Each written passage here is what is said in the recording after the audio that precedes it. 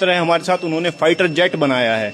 ये देखिए किस तरीके से इन्होंने कछुए की शक्ल में एक फाइटर जेट बनाया है जो कछुए की हूबहू कछुए की शक्ल में है। आइए हम इनसे बातचीत करते हैं। मैं आपका मेरा नाम मोहम्मद आफाक है। आफाक भाई, ये कैसे आपके दिमाग में आया कि आपको इस तरह का एक फाइटर जेट बनाना चाहिए? ये जब मैंने देखा कि अगर हम कंट्रीज़ की बात करें, जितनी भी कंट्रीज़ हैं, तो वहाँ पे जो डिफेंस और लड़ाई के तौर पर जो मिसाइल्स और टैंक्स हैं और फाइटर जेट्स हैं, तो वो उनमें से ये बिल्कुल यूनिक मेरे जहन में आया कि मैं कुछ बिल्कुल यूनिक बनाऊं जो कि सारी कंट्रीज़ में ना हो, बिल्कुल अलग हो।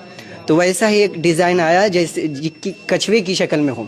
कछुए की जो ऊपर की शील्ड होती है वो बहुत ज़्यादा सख्त होती है, वो डिफेंस करने के लिए ही वो शील्ड होती है, और इसीलिए मैंने कछुए की शक्ल में बनाया ताकि अगर कोई बाहरी हमला होता है तो उस पर असरअंदाज ना हो। तो मतलब बाहरी अगर हमला इस पर होगा जेट पे तो इस पर कोई असर नहीं पड़ेगा? असर नहीं होगा। और अगर ज़्यादा ही खतरनाक हमला होता है तो डिफेंस के तौर पर इनके अंदर 2 मिसाइल्स बनाई गई है, जैसे कि आप देख सकते हैं 2 मिसाइल ये देखिए सामने से दिखाइए। डिफेंस कर सकती है इन 2 मिसाइल्स के जरिए।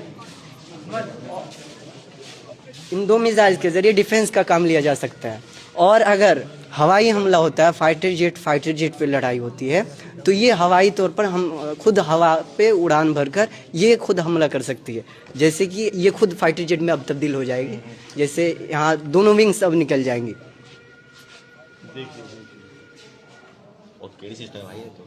इसका पायलट तो इस तौर पर ये जमीन पर भी टैंक के तौर पर काम कर सकती है, यानी डिफेंस करना या फिर हमला करना या हमले से बचना, और हवाई तौर पर भी लड़ाई कर सकती है। जब हवाई लड़ाई हो तो वहाँ पे हवाई तौर पर एज अ फाइटर जेट ये लड़ सकती है।